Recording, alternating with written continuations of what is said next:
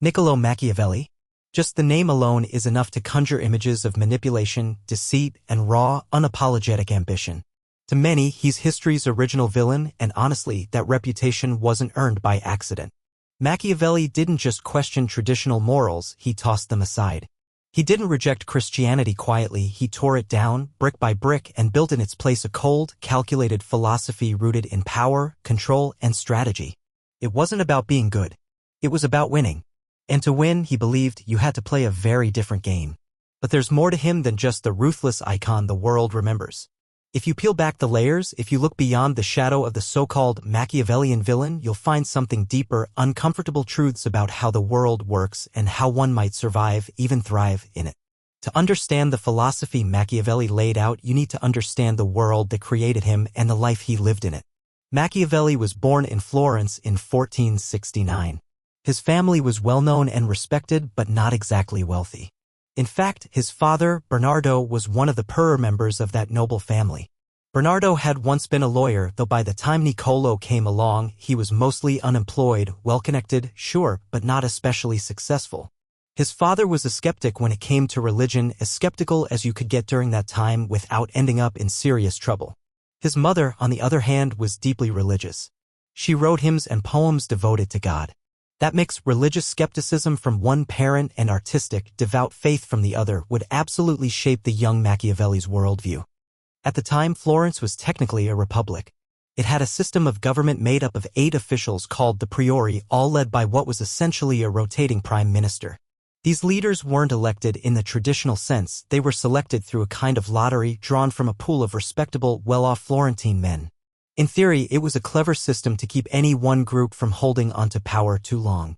In practice, it was chaos. The leadership changed every 2 months. Policies changed overnight. Priorities shifted constantly.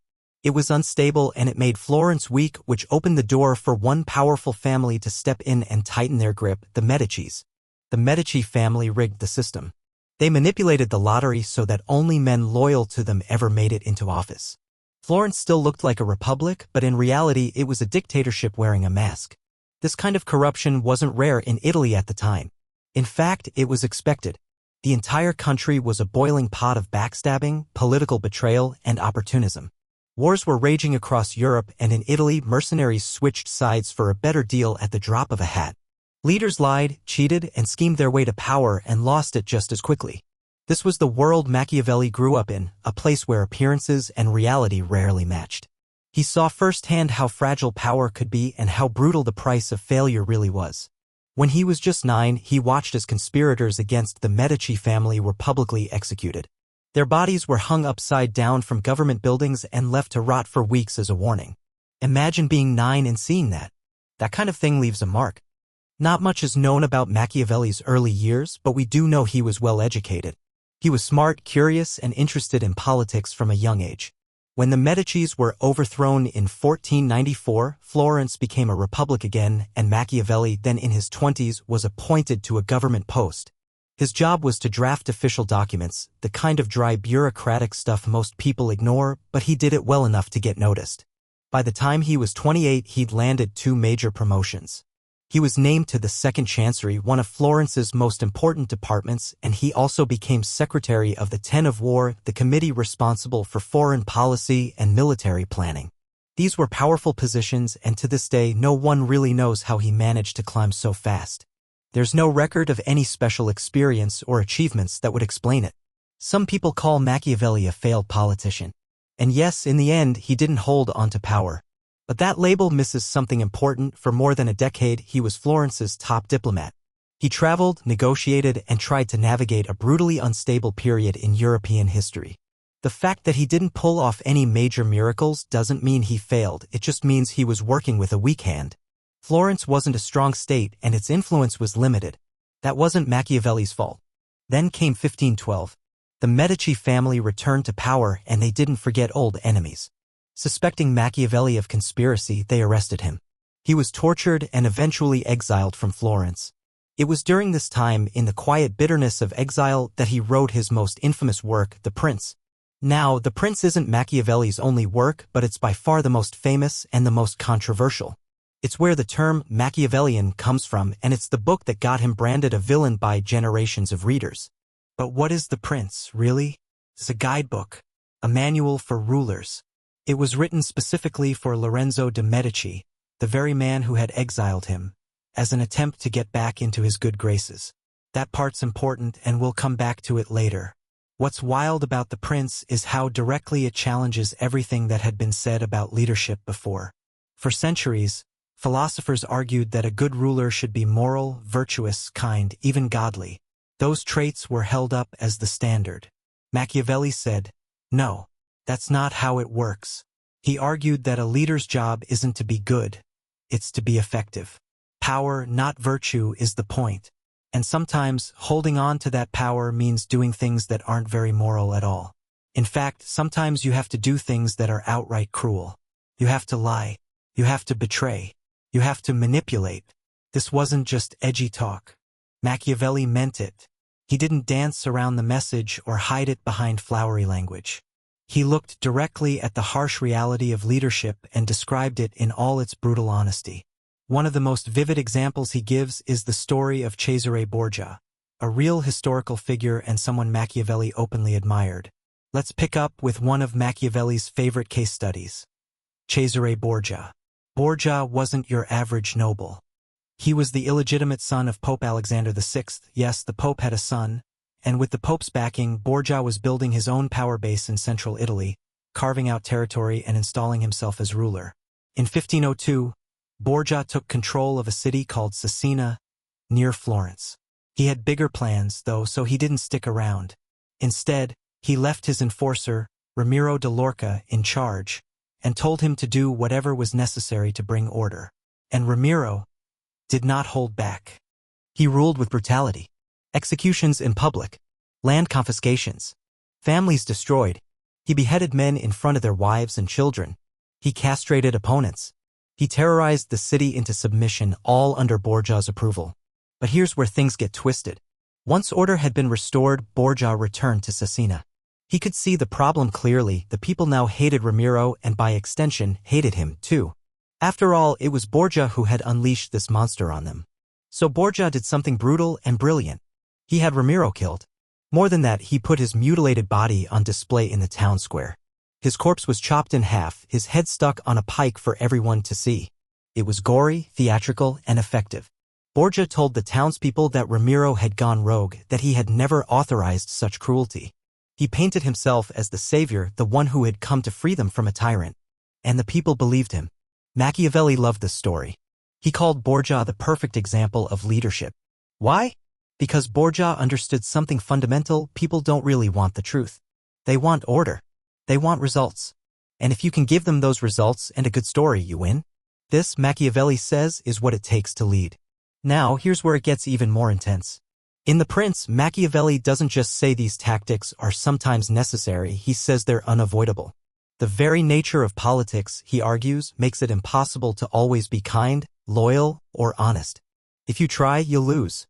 You'll be crushed by people who aren't playing by those rules. So, should a leader be loved or feared? That's one of Machiavelli's most famous questions. His answer? Ideally both. But if you have to pick one, choose fear. Love, he says, is fragile. People can love you today and hate you tomorrow. They're fickle, self-interested, and unreliable. But fear? Fear sticks. People obey fear. They don't forget fear. And crucially, you can control it. But, and this is important, Machiavelli warns that a leader should never be hated. Hatred breeds rebellion. Hatred sparks assassinations and conspiracies. So if you have to be cruel, he says, do it quickly. Do it decisively. Then stop. People forget pain. But they don't forgive resentment. Be feared when necessary. Be loved when possible. But above all, never be hated. This is Machiavelli's version of political survival. He also had a lot to say about honesty. And spoiler, he didn't value it much. Sure, honesty is a virtue and people admire it, but admiration doesn't win battles or hold onto thrones. Machiavelli argues that a successful leader needs to be cunning. Deception, manipulation, betrayal, these are tools, not sins. He points out that enemies will lie to you. Allies will betray you. So why would you bind yourself to honesty when no one else plays by those rules? According to Machiavelli, honesty is just another tool. Use it when it works. Ditch it when it doesn't. Now, here's the subtle genius of Machiavelli. He doesn't say you need to be virtuous, only that you need to appear virtuous. You don't need to be honest, just make people think you are. You don't need to be compassionate, just say the right words at the right time. Why? Because most people don't look too closely. They judge a leader by what they see on the surface. They hear the speeches. They watch the ceremonies.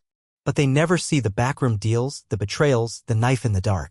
So if you can manage your image, if you can project virtue, you can maintain power, even if everything behind the curtain is the opposite. People, Machiavelli says, will always be drawn to appearance and results.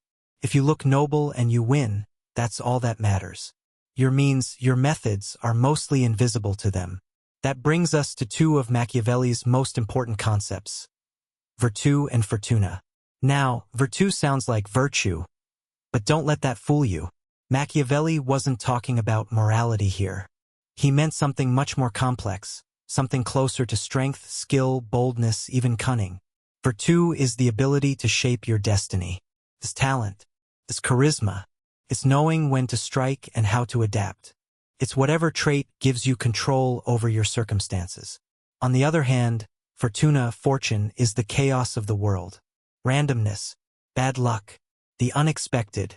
Fortuna is the flood that drowns your village, the betrayal you didn't see coming, the disease that kills a king.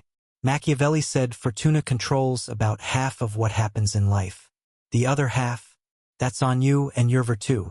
He compared fortuna to a river that floods and destroys towns. Sure, you can't stop the rain, but you can build dams. You can strengthen your banks. You can prepare. That's the role of virtù, to limit the damage of fortuna. A great leader, then, is someone who recognizes that life is unpredictable, brutal, and unfair, and prepares anyway. Someone who doesn't wait for things to get better, but who acts decisively in the face of uncertainty.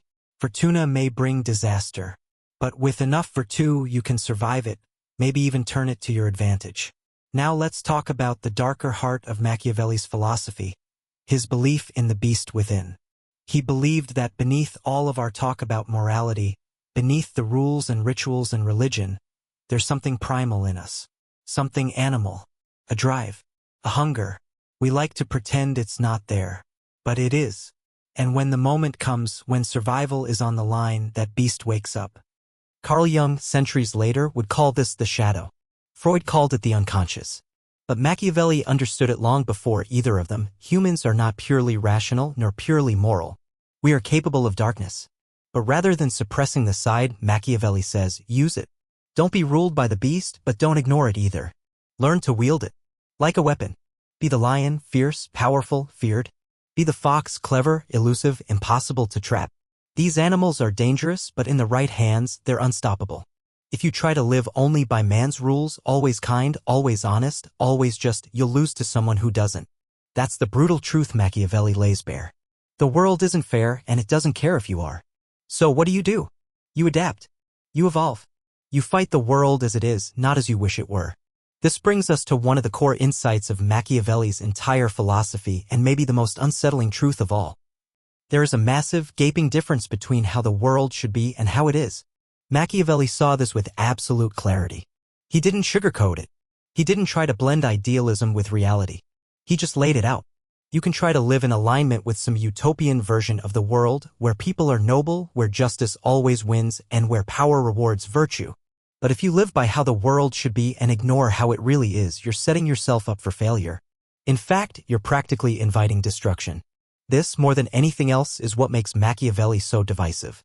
He's not necessarily telling people to be evil for the sake of evil. He's warning that pretending the world is fair will make you weak. That to survive and thrive, you have to face the world on its own brutal, unflinching terms. Now, for all this clarity, for all his insight, Machiavelli's own story ends with an ironic twist. Remember, The Prince was written as a gift, a strategic offering. Machiavelli wanted back into power. He had been tortured, exiled, cast out by the Medici family, and now he was trying to claw his way back in. So he wrote The Prince and dedicated it to Lorenzo de' Medici, the new head of the family. It was brilliant, ruthless, strategic, and it didn't work. Lorenzo never even acknowledged the book. Probably didn't even read it. Machiavelli, of all people, should have known the truth. No one wants a guy in their inner circle who just wrote a step-by-step manual on how to lie, manipulate, and betray. Why would you trust a man who just told the world how dangerous he can be? In a way, The Prince is self-defeating. It's too honest. It reveals the tools behind the curtain. And once those tools are visible, who in their right mind wants to hand them over to the guy who wrote the manual? Machiavelli wasn't just exiled from power, he was now a threat. Not because of what he had done, but because of what he understood. Because of what he revealed. After The Prince, Machiavelli drifted. He didn't rise to power. He didn't become a feared strategist or the right-hand man to any ruler. Instead, he faded from politics. He returned to a quieter life, full of flirtation, romantic escapades, and writing. He actually became well known for his comedic plays. He had a sharp wit, and audiences loved his satirical takes on love and lust and politics. But that wasn't what he wanted. He wanted to be back in the game. Eventually, a cousin of the Medici family did bring him back, briefly, to advise on Florence's military defenses. But when a Spanish army came, they bypassed Florence altogether and sacked Rome. The Medici fell once more, and with them, Machiavelli's last shot at relevance vanished. He got sick, and within a month he was dead. In political terms, his life ended in relative insignificance. But his legacy, that's another story. Machiavelli's true rise came after his death. And in an odd way, it came not because of what people understood about him, but because of what they misunderstood. When The Prince was finally published after his death, it was met with outrage. One English cardinal claimed it had been written by Satan's hand.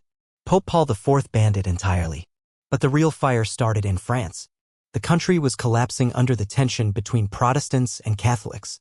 The monarchy, technically led by the young Charles IX, was actually being controlled by his mother, Catherine de' Medici. And guess where Catherine was from? Florence. Guess who The Prince was dedicated to? Her grandfather. During the St. Bartholomew's Day massacre in 1572, thousands of Protestants were murdered and Catherine was blamed. She was accused of being a devoted reader of Machiavelli. One man, Innocent Gentilet, wrote a damning book accusing her and Machiavelli of promoting cruelty, manipulation, and evil. That book became massively influential. It spread like wildfire. And here's the irony. Gentilet's interpretation of Machiavelli, the harshest, most villainous version possible, was printed in Latin and English before The Prince itself was even translated. So people were reading about Machiavelli's alleged evil before they ever read his actual words. The image of Machiavelli as the embodiment of villainy was locked in before anyone had a chance to hear him out. And once that image took root in political debates, in Shakespearean villains, in literature and pop culture, it never really left. But here's the thing, The Prince isn't an evil book. It's not about chaos. It's about control. It's not a celebration of cruelty, it's a warning about what it takes to keep people safe in an unsafe world. Machiavelli's real thesis wasn't abandon all morals. It was this. Christian morality and effective political leadership are often incompatible. That's it. And honestly, in the modern world, doesn't that feel true? We expect our leaders to act with decency, integrity, compassion. But we also know, deep down, that behind closed doors, politics is a game of image, strategy, compromise, and sometimes manipulation. Today's leaders keep up the appearance of morality. They say the right things, smile at the right times. But behind the scenes, the decisions they make often have nothing to do with virtue. They're playing a game Machiavelli described perfectly centuries ago. Now here's my take. I don't fully buy into Machiavelli's worldview. I think people can be good. I think there's room for kindness, for honesty, for decency, even in leadership. But I also know what he would say to me. He'd laugh in my face. He'd say I'm exactly the kind of person he was warning against. Someone who wants to live in the world as it should be, not as it is. And he'd probably be right. Because that's what makes Machiavelli dangerous. Not just because he's ruthless, but because he's right just often enough to make you question everything. He tells you that power is power. It doesn't care if you're moral. It doesn't care if you're good. The world will break you if you're not ready. He doesn't care about God. Doesn't care about morality. Doesn't care about friendships or loyalty. All he cares about, the only thing, is power. How to get it. How to keep it. how to survive with it. That level of focus, that kind of single-minded clarity, it's disturbing, it's cynical, and it's kind of genius. Machiavelli might have never led a country. He might have failed to get his job back. But his words survived. His ideas are still in motion. And in the end, that might be the most Machiavellian outcome of all. He told the world how power works, and instead of using it, he became a symbol, a myth, a name that outlived every prince he ever tried to serve.